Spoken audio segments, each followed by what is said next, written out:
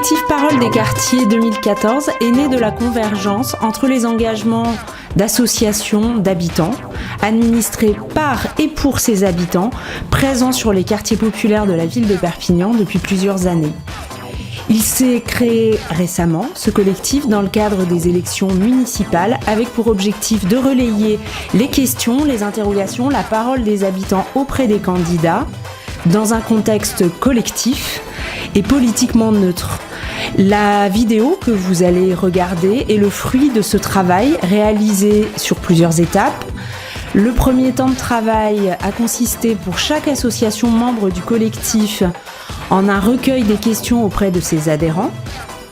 Ensuite, une seconde séance de travail a rassemblé les représentants associatifs du collectif pour arriver à une synthèse de 10 questions qui vont vous être présentées oralement et sur écran et qui ont toutes été posées aux candidats dans les mêmes conditions pour garantir l'objectif de neutralité. La démarche et le dispositif ont été les mêmes pour chaque candidat rencontré, c'est-à-dire envoi des questions en amont, demande de réponse écrite que vous trouverez dans un livret qui vous sera distribué à la fin de la séance, et présence de chaque candidat qui s'est déplacé devant les membres du collectif associatif le jeudi 27 février pour présenter une synthèse d'une dizaine de minutes qui pouvait soit consister dans une réponse à chaque question, soit consister dans une présentation plus globale du programme ou des intentions des candidats en direction des quartiers populaires de la ville de Perpignan. Ce sont ces synthèses d'une dizaine de minutes que vous allez pouvoir visionner. Sécurité. Envisagez-vous la mise en place d'un dispositif de médiation la nuit et les week-ends ? Avez-vous prévu d'assurer une meilleure sécurisation routière aux abords des écoles et sur le trajet des habitants, notamment sur le quartier Mayol, passage à niveau voie ferrée ? Éducation école. Prévoyez-vous, pour les enfants dont le régime alimentaire est végétarien, halal ou kasher, un repas de substitution sans viande ni porc dans les cantines scolaires de notre ville, comme c'est le cas dans des villes telles que Villeurbanne. Comment envisagez-vous la mise en place de la réforme des rythmes scolaires ? Modalités, moyens, collaboration avec les écoles, les familles et le tissu associatif. Logement. Envisagez-vous de réformer et rendre plus transparente la procédure d'attribution des logements sociaux ? Si oui, comment ?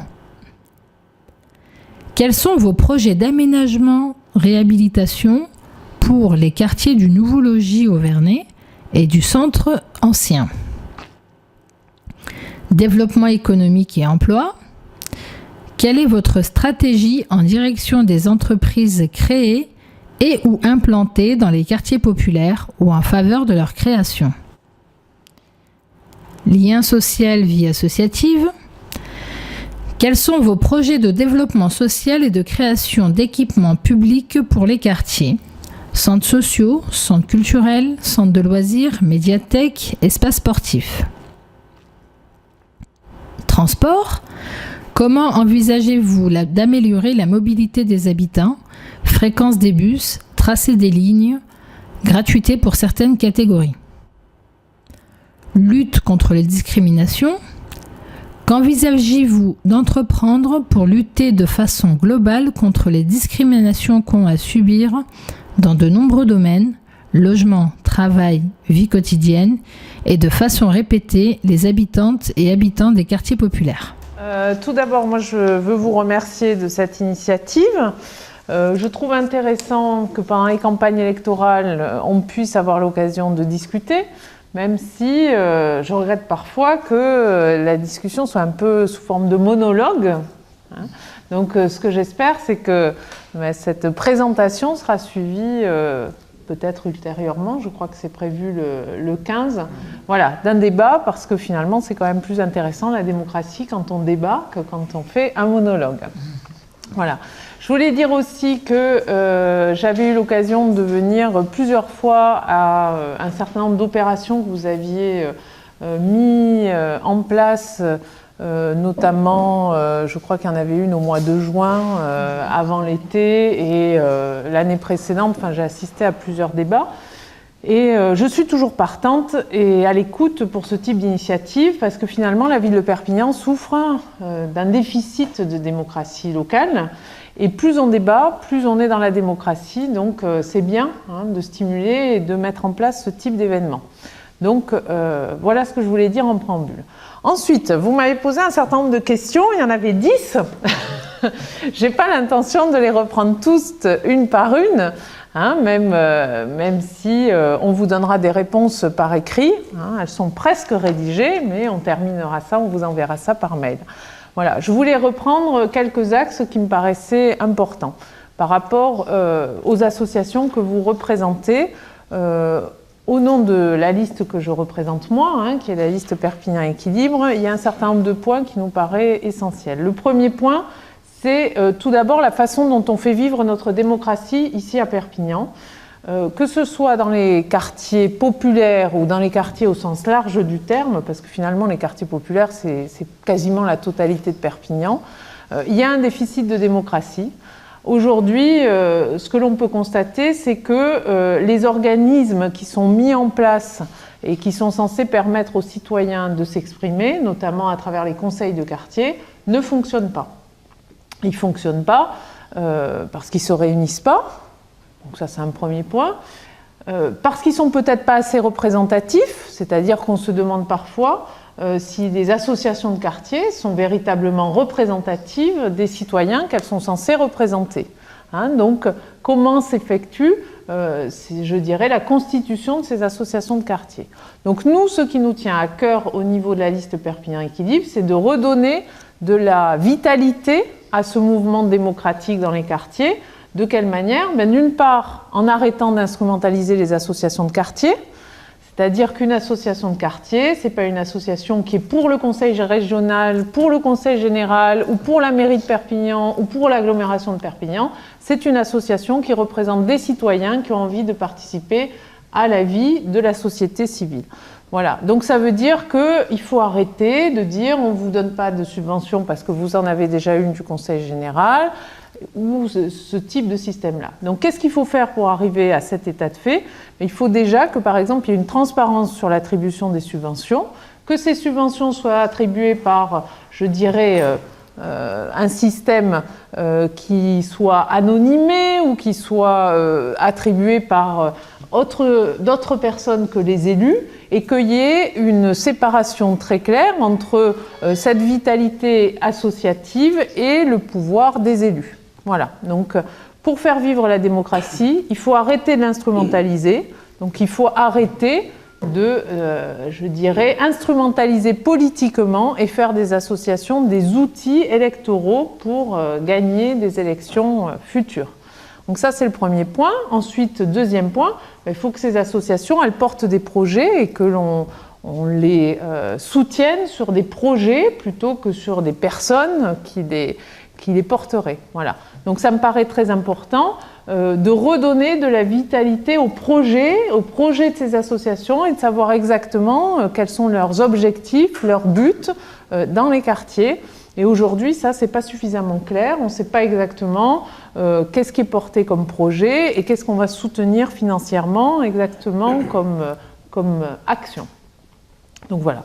Donc premier point, refaire vivre la démocratie locale en ayant des associations indépendantes, des associations le plus nombreuses qui touchent toutes les catégories de population. Il y a par exemple des associations de jeunes pour les inciter à rentrer dans la vie citoyenne. Ça a été développé notamment au niveau des fédérations des œuvres laïques. C'est très bien, il faut les encourager, il faut leur donner des moyens, il faut leur permettre de s'installer. Je crois que c'est à Mayol que ça a été mis en place. C'est dommage que ça ne soit pas le cas dans tous les quartiers. Ça peut permettre, par exemple, au niveau des jeunes aussi, de développer ce qu'on appelle les conseils municipaux de jeunes, qui, à ma connaissance, n'existent pas aujourd'hui à Perpignan. Donc tout ça, ça dynamise la démocratie de proximité, mais il faut arrêter de l'instrumentaliser et on a beaucoup trop souvent l'impression que ces associations sont le bras armé de la politique électorale du Conseil général ou de la ville de Perpignan. Donc ça, c'est le premier point. Deuxième point, les quartiers, ils souffrent des problèmes, je dirais, généraux à Perpignan, c'est-à-dire des problèmes de logement, des problèmes de travail, des problèmes sociaux, des problèmes de formation, etc. etc. Donc, je dirais que quand on parle au quartier, on parle comme à tout le monde et on développe, je dirais, la stratégie politique comme pour tout le monde. Donc aujourd'hui, quelle est la situation de Perpignan? C'est une situation de grand déséquilibre qui est extrêmement choquante, de déséquilibre économique très important. Donc qu'est-ce que nous proposons de faire par rapport à cette situation? Eh bien, il faut absolument que la municipalité de Perpignan et l'agglomération deviennent un acteur du développement économique et de l'emploi. Voilà. Donc aujourd'hui, il n'y a pas de stratégie pour dynamiser l'emploi et permettre à notre ville d'être créateur de richesse et de dynamique économique. Donc il y a beaucoup trop de jeunes qui ont un manque de débouchés professionnels. Alors je suis bien placée pour le savoir, puisque pendant 20 ans, j'ai formé des élèves en BTS, donc pour devenir des techniciens commerciaux. C'est une filière qui est normalement pourvoyeuse et qui permet de déboucher concrètement dans l'emploi. Et bien, malgré tout, on voit que sur Perpignan, ils ont du mal après à s'insérer dans la vie professionnelle. Alors, moins mal que d'autres, mais soit pas suffisamment au niveau de leur qualification, c'est-à-dire que certains trouvent des emplois mais qui sont moins, je dirais, à un niveau de moindre qualification que ceux qui pourraient espérer, ou ils sont obligés de partir ailleurs. Donc comment on fait pour redynamiser le marché de l'emploi? Il faut permettre aux entreprises de se développer, de s'insérer dans le tissu économique. Donc nous, on a fixé un certain nombre de points, vous le verrez, vous pouvez aller le voir sur notre site internet, dans les différentes publications que nous avons. Dans ces points, je citerai les 4 axes principaux. Le premier, c'est redevenir une ville qui attire les entreprises, qui devient entreprenante. Pour ça, il faut créer les conditions pour que les entreprises puissent s'implanter ou se créer. Je suis persuadée que vous pouvez tous avoir des projets d'entreprise qui peuvent permettre de déboucher sur un emploi, c'est-à-dire créer votre propre emploi. Pour cela, il faut vous donner la possibilité de pouvoir disposer, par exemple, de locaux pour implanter votre entreprise, de pouvoir disposer d'aides. Un petit exemple, vous connaissez peut-être l'association qui permet l'ADI, qui permet de développer le microcrédit. Elle n'a pas d'antenne ici à Perpignan, c'est dommage. Donc elle a une antenne à Montpellier, mais pas à Perpignan. Si notre équipe arrive à être à la tête de cette ville, nous ferons en sorte qu'une association comme l'ADI puisse se développer à Perpignan pour permettre la mise en place de ces microcrédits qui sont des facteurs de création d'entreprise. Donc premier point, une ville qui redevienne entreprenante. Deuxième point, une ville qui bénéficie de son atout de transfrontalière. Aujourd'hui, on est dans une situation proche de l'Espagne. Vous regardez partout ailleurs en France, que ce soit à Lille, à Lyon, en Savoie, à Nice, au Pays Basque. Dès qu'on est dans une position transfrontalière, on en tire des bénéfices. On est les seuls à ne pas avoir une dynamique liée à cette position proche de la frontière. C'est dommage. Et donc, par exemple, il faut absolument qu'il y ait un peu plus de gens qui parlent espagnol et catalan couramment, qui parlent du reste anglais, allemand et tout ce qu'on veut, mais pourquoi pas, commençons par les langues qui sont les plus proches de chez nous, qu'il y ait de véritables échanges touristiques entre la Catalogne du Sud et la Catalogne du Nord, que l'on puisse créer des partenariats avec des villes en Catalogne du Sud, des partenariats universitaires plus importants, etc., etc. Donc, transfrontalière. Ensuite, une ville plus innovante et qui axe son développement sur les énergies renouvelables. Donc ça peut permettre quoi? Ça peut permettre par exemple de développer tout ce qui est dans le domaine du bâtiment lié à la conversion écologique.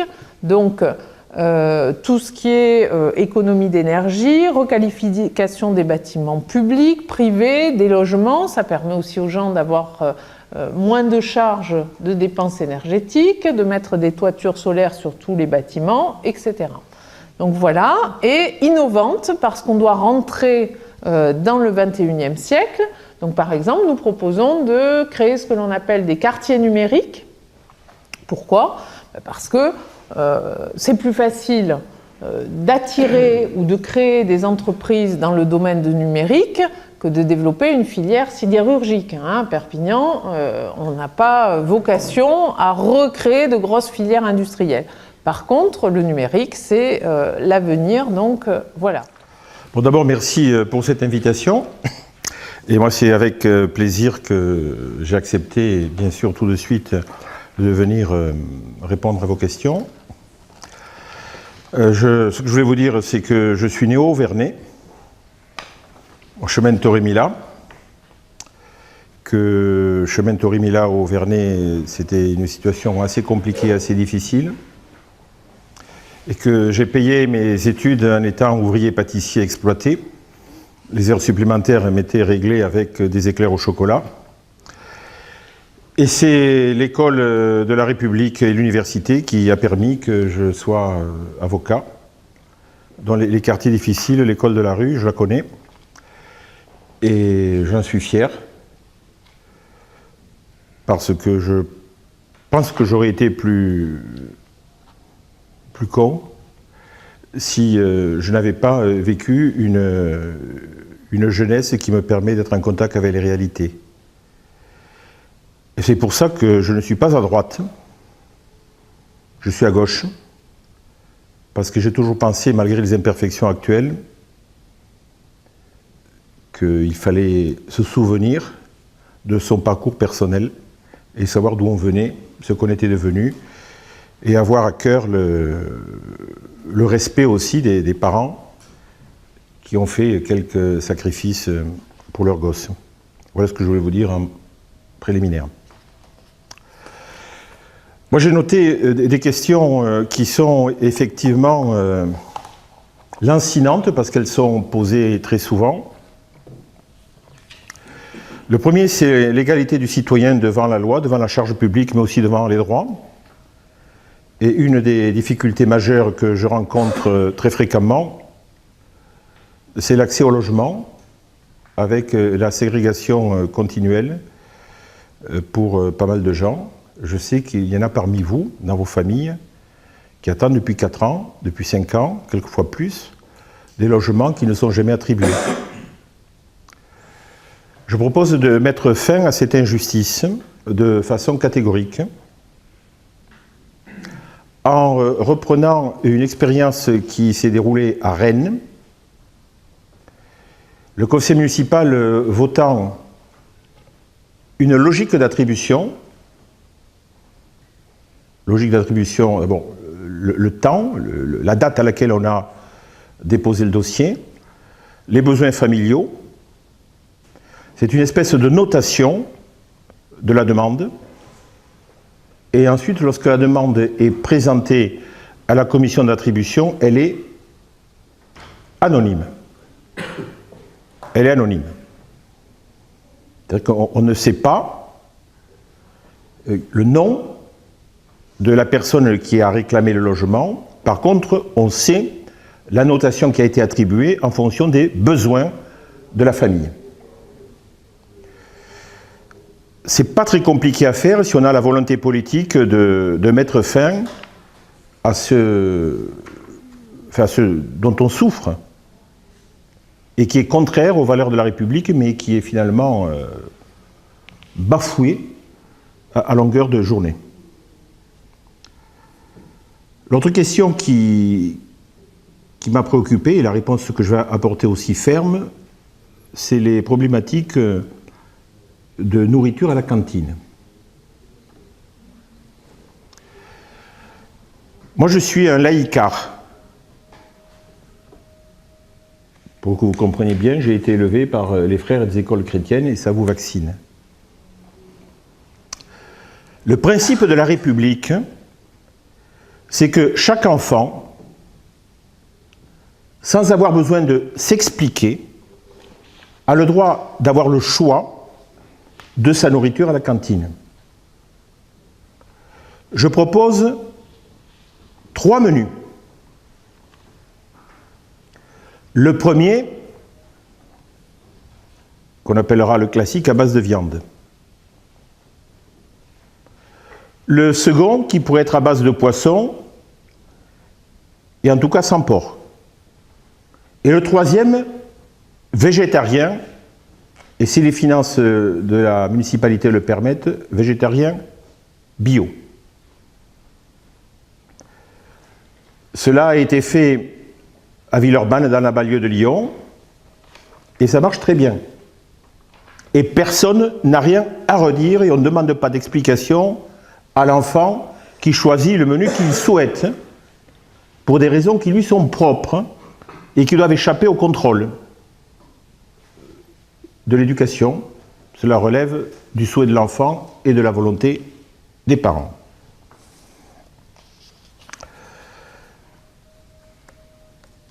La troisième question,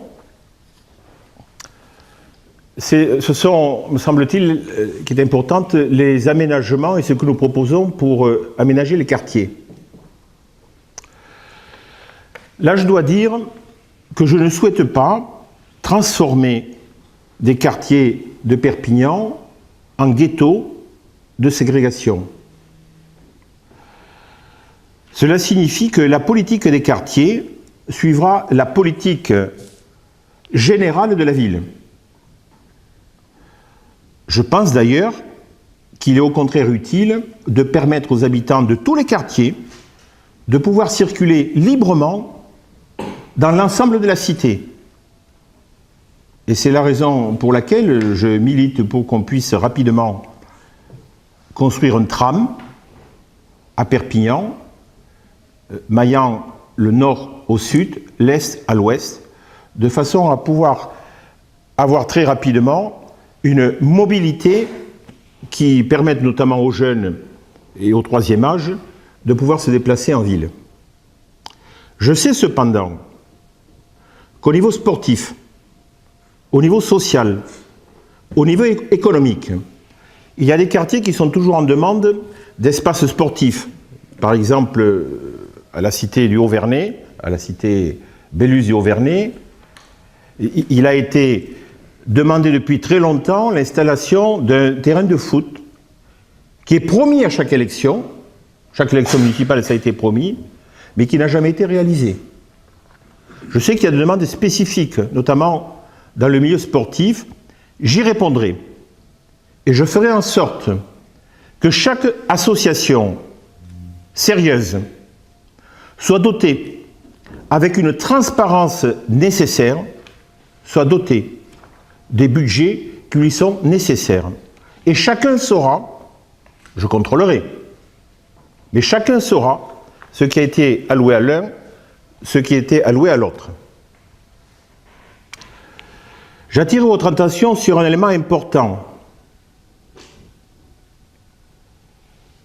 L'équipe de M. Pujol est en place au moins depuis 28 ans. Il a été adjoint à l'urbanisme, il a été adjoint aux finances, et il est maire depuis 5 ans. N'imaginez pas qu'il réalisera sur ce second mandat ce qu'il a été incapable de faire dans les années précédentes. Pour accroître la transparence, je publierai sur Internet l'ensemble des logements libres sur la ville et relevant de la compétence de la ville ou même, puisque la loi a changé, du Conseil général. Je publierai sur Internet les allocations qui ont été allouées, association par association, de façon à ce que les citoyens puissent en effectuer le contrôle. Je veillerai, en désignant un adjoint spécifique pour cela, à ce que l'égalité des chances, l'égalité des citoyens soit respectée. Et vous pourrez saisir directement le maire chaque fois que vous estimerez qu'il y a une discrimination ou une injustice qui a été commise.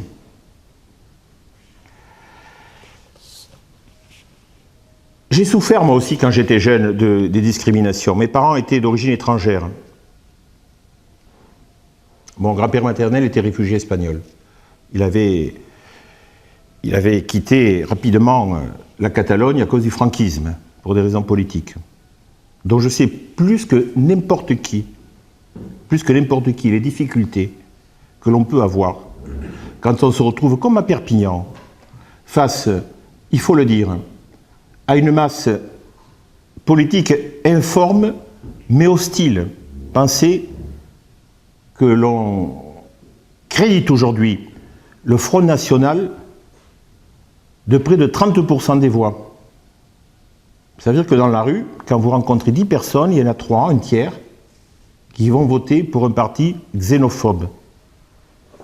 Donc le combat que nous menons, le combat que vous allez vous mener, est important. Il faut que vous votiez. Voter, c'est un acte simple. C'est le seul moment où, à titre individuel, on a du pouvoir en s'exprimant. C'est le seul moment où on peut véritablement décider de son destin. Alors évidemment, il faut le faire avec la réflexion. Moi, ce que je vous propose sur Perpignan, c'est de changer la donne et de faire en sorte, et je pense qu'on y arrivera, de faire en sorte que l'égalité ne soit plus qu'une valeur affichée sur les frontons des monuments de la République, mais une réalité. Je vous ai distribué ma liste au municipal et je vous demande de la regarder avec attention et vous verrez que cette liste, elle correspond exactement à la sociologie de Perpignan. Merci. Bon, je me présente, je m'appelle Mohamed Belbou, 59 ans, père de 2 enfants. Je suis avec une origine tout à fait particulière, avec une histoire lourde de conséquences, issu de l'armée d'Afrique, fils de rapatrié harki, orphelin de guerre, de surcroît pupille de la nation. Je peux ajouter que le modèle de l'intégration, je n'y crois pas, par rapport à mon vécu, à ceux de mes compatriotes. Je crois beaucoup plus à un vrai programme d'insertion, de participation à la vie économique et sociale, parce que j'ai quand même une double culture méditerranéenne. De plus, en m'inscrivant en participation dans la vie économique et sociale de ce pays, avec, aux côtés de Louis Alliot, pour la première fois ayant réussi ma famille, je voudrais apporter un élan, parce que j'ai quand même à mon actif 25 ans de militantisme dans le tissu associatif de la revendication des rapatriés harkis, anciens combattants de l'armée d'Afrique. Mon parcours, il est connu et reconnu. Ce que je souhaite maintenant, c'est d'apporter une expérience. Et puis mon souhait le plus fort, c'est un savoir-faire en matière d'insertion, de participation. Et puis il faut dire aussi qu'on ne doit pas rester les éternels oubliés de l'histoire, les laisser pour compte, à subir l'humiliation, l'indignation de tous les bords politiques, quels qu'ils soient. Ma participation, elle se veut participative, effective, et face à l'état de non-droit, je veux m'impliquer pour dire qu'on va changer les choses par ma participation. Je dis bien par la participation au niveau local. Voilà. Maintenant, je suis prêt à répondre à vos questions. Mais les questions sont déjà posées. C'est pour ça que vous pouvez répondre par rapport aux questions qu'on vous a envoyées. Bon, sur le premier point, au niveau... Vous voulez que je répète la question peut-être? Si, je l'ai. Voilà, d'accord. Oui. Nous souhaitons apporter un système de médiation associé et sous l'autorité de la police municipale et des différentes associations. Cette sécurisation passe par un aménagement spécifique de certains endroits à risque. En troisième point, la République et son principe de laïcité ne peuvent souffrir d'aucune dérogation particulière, notamment religieuse.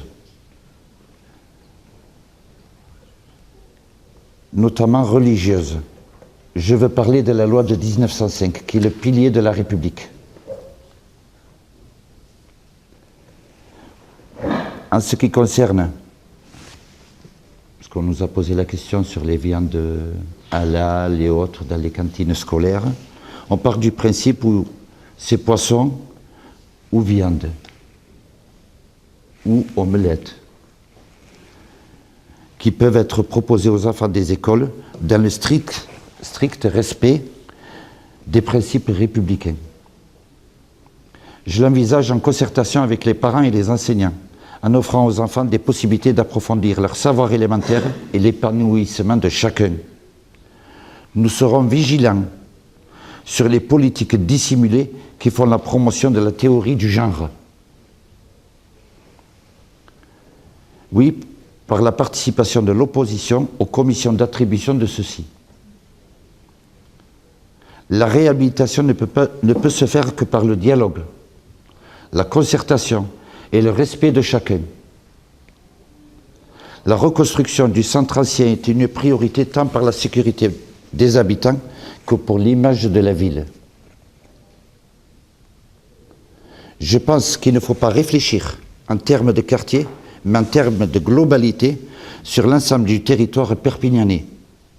Chaque entreprise qui s'installe participe à la création d'emplois pour tous. Une entreprise qui s'installe, elle se doit en priorité d'embaucher des Perpignanais et non de faire venir des emplois de l'extérieur avec les entreprises. La priorité d'abord les priorités seront en faveur des Perpignanais, voilà, quels qu'ils soient. Il faut aider les projets, privilégier la jeunesse, l'insertion de celle-ci dans le respect de la République française, de la laïcité, de sa tolérance. Le sport est évidemment un vecteur de participation, mais il ne doit pas devenir une fin en soi.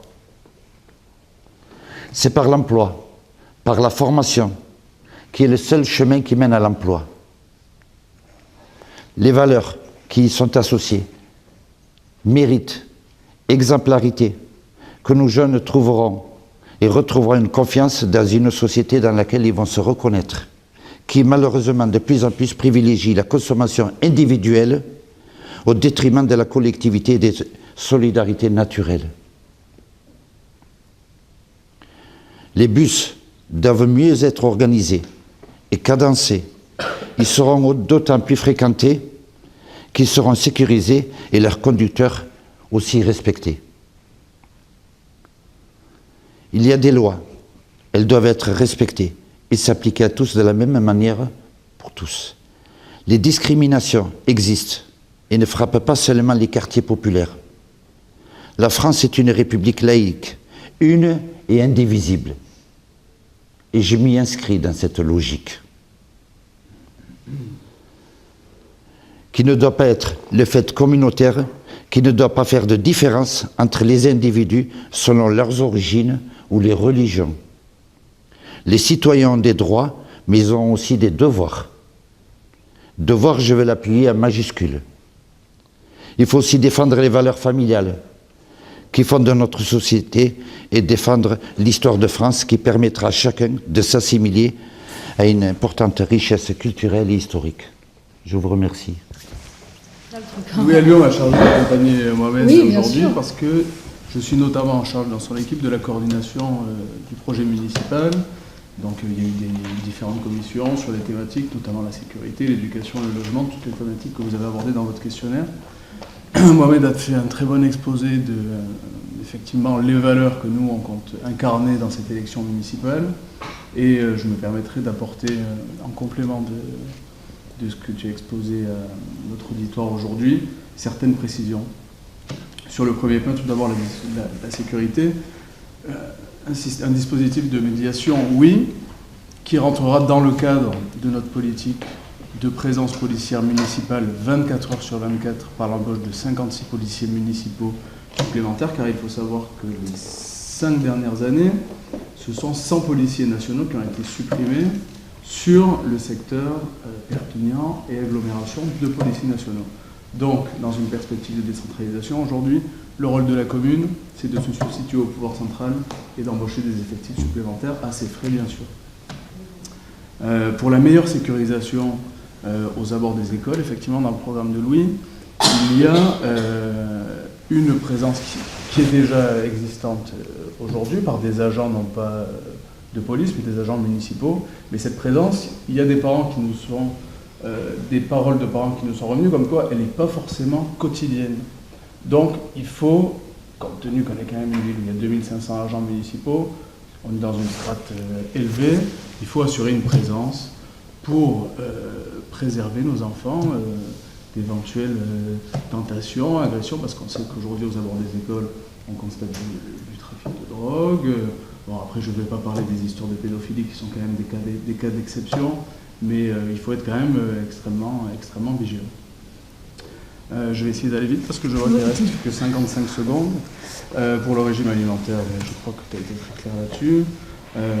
Pour la réforme des rythmes scolaires, il faut savoir qu'à partir de la rentrée prochaine 2014, il va falloir proposer des activités à nos enfants à des rythmes cadencés, mais qui vont finir l'école à 15h45. Donc finir l'école à 15h45, ça veut dire que pour les entrepreneurs et les parents qui travaillent, ça va être un cauchemar. Donc le rôle de la municipalité, ça va être d'injecter des moyens pour proposer des activités aux enfants à ces horaires. Ensuite, pour la procédure d'attribution des logements sociaux, transparence totale, une commission municipale où l'opposition municipale sera intégrée de façon à ce qu'il y ait des listes officielles d'attribution de logements sociaux avec les noms, la date, mais aussi une publication officielle des logements vacants, des logements disponibles, ce qui n'est absolument pas le cas aujourd'hui, c'est totalement opaque. C'est le maire tout-puissant qui décide, on va attribuer tel logement, tel logement, tel logement, sachant qu'aujourd'hui, une commune a la capacité d'attribuer 75% des logements sociaux sur sa commune, que ce soit l'OPH Perpignan Méditerranée, et même au niveau de l'OPH géré par le Conseil général. Le quart restant correspondant aux autorités préfectorales pour les logements, l'hébergement d'urgence, etc. Pour l'aménagement du centre ancien, la politique municipale, si Louis Alliot est élu, elle sera claire, ce sera dans les quartiers ultra insalubres de type Saint-Mathieu, Saint-Jacques, qui sont aujourd'hui dans un état abominable, pire encore qu'il y a 20 ans, malgré une politique de rénovation urbaine qui à notre sens, est trop saupoudrée et qui a peut-être trop favorisé des aménagements ostentatoires plutôt que des aménagements en direction vraiment du quotidien de la population. Donc la politique municipale, ce sera un logement vacant et à vendre dans les quartiers insalubres, préemption immédiate de la mairie pour une réhabilitation et pour y installer une mixité sociale, faire venir des jeunes, mettre en place, ça c'est encore en pourparlers, c'est pas officiel dans le programme, mais on parle d'un office municipal du logement qui serait à part des logements sociaux pour permettre à des jeunes de venir s'installer au centre-ville pour le redynamiser de façon, et sur des logements à bas coût dans des quartiers quand même qui sont aujourd'hui difficiles et qui ne sont pas forcément attractifs. Donc ça c'est des mesures incitatives et ça fait partie de la volonté numéro 1, à savoir lutter contre les marchands de sommeil, parce qu'aujourd'hui c'est la réalité à Saint-Jacques, c'est quelques familles qui possèdent des îlots et qui profitent de la misère sociale en encaissant les caisses d'allocation familiale sur le dos des pauvres gens. Voilà.